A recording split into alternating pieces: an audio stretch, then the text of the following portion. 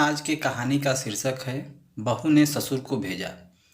सक्कूबाई के दोपहर की गैरहाजिरी से कई छोटे मोटे काम दिखाई देने लगे, जिनमें से ज़्यादातर काम बिना कहे सुधीर जी ये सोच कर लिया करते कि बहू को मदद हो जाएगी। लेकिन बहू सोचती कि ससुर को औरतों के काम में दखल देने की आदत है। एक दिन मौका देखकर सीमा ने रोहन से कहा, क्यों ना हम बाबूजी को वृद्धाश्रम में भेज दें। सिर्फ एक बार पैसा भरना पड़ेगा और उन्हें भी अपने उम्र के लोगों का साथ मिल जाएगा। हमें भी अपनी प्राइवेसी के बारे में ज़्यादा सोचना नहीं पड़ेगा। रोहन ने सीमा की बातों पर ध्यान नहीं दिया।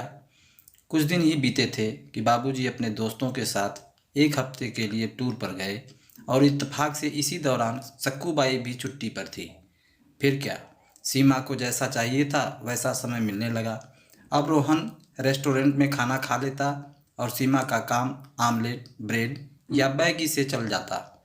खाना बनाने की टेंशन नहीं थी, लेकिन घर में निकलने वाले सारे काम तो अभी भी करने ही थे। ससुर जी की गैरहाजिरी में सीमा को एहसास हुआ कि वह बिना कहे ही जो काम कर लिया करते थे उनसे कितना फर्क पड़ता था। छोटे मोटे लगने वाले यह काम भी काफ़ी समय और लेने वाले थे। कुछ दिन बीतने के बाद एक दिन रोहन सीमा को कहता है, चलो आज कहीं बाहर घूम आते हैं। सीमा बड़ी खुशी खुशी सज धज कर बाहर घूमने के लिए तैयार हो जाती है। रोहन सीमा को अपने घर से 4 किलोमीटर दूर एक चाल में लेकर जाता है। एक आदमी रोहन के हाथों में एक चाबी देता है। रोहन उस चाबी को लेकर चाल का एक कमरे का दरवाज़ा खोलता है। कमरा खुलते ही 2 रूम वाले उस छोटे से अंधेरे से घर के अंदर रोहन सीमा को लेकर जाता है और कहता है, कैसा लगा तुम्हें हमारा नया घर। रोहन कहता है, हम अगले महीने से इसी मकान को भाड़े पर लेकर रहेंगे, अलग और अपनी प्राइवेसी का मज़ा लेंगे। अभी मेरी आमदनी के हिसाब से हम इसी को अफोर्ड कर सकते हैं। रोहन का यह व्यवहार सीमा के समझ में नहीं आया। वह चौंकते हुए कहती है, हमारे पास अपना इतना बड़ा घर तो है, फिर क्यों हम भाड़े से रहेंगे। रोहन उसे टोकते हुए कहता है, सोच समझकर बोला करो, वह घर हमारा नहीं है, वह माँ बाबूजी का है। तुम्हारे पास 1 महीना है सोचने के लिए कि तुम्हें आगे क्या करना है। दोनों वहाँ से वापस अपने घर लौट आते हैं। पूरे रास्ते सीमा के दिमाग में तरह तरह के विचार चल रहे थे। घर पहुँचते ही उसने रोहन से कहा, माना कि यह घर माँ बाबूजी का है, लेकिन क्या हमारा इस पर कोई हक नहीं है। रोहन ने कहा, बिल्कुल है, लेकिन माँ बाबूजी के बाद, जब तक वह हैं तब तक तो नहीं। अगर तुम्हें हक समझ में आता है तो तुम्हें जिम्मेदारियाँ भी समझ में आती होंगी। सिर्फ हक के बारे में सोचकर और अपनी जिम्मेदारियां भूलकर स्वार्थी होना क्या भला अच्छा होता है। सीमा के पास रोहन के इस सवाल का कोई जवाब नहीं था। वह सोचने लगी कि उसने अपने क्षणिक सुख के स्वार्थ के लिए इतने नीचे गिरकर ऐसी घटिया सोच अपने दिमाग में आने दी।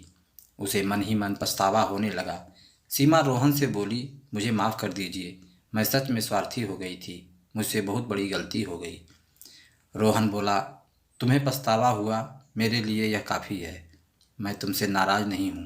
बेटे और बहू का यह वार्तालाप सुधीर जी दरवाजे पर खड़े होकर सुन रहे थे।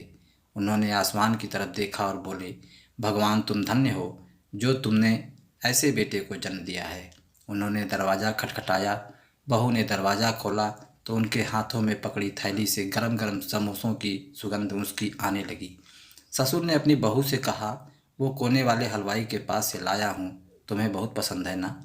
सीमा को अपने ससुर के प्रति विचार और ससुर के उसके प्रति प्यार, उन दोनों का फर्क समझ में आते ही उसकी आंखों में पश्चाताप के आंसू और चेहरे पर अपने परिवार के प्यार के कारण मुस्कान आ गई।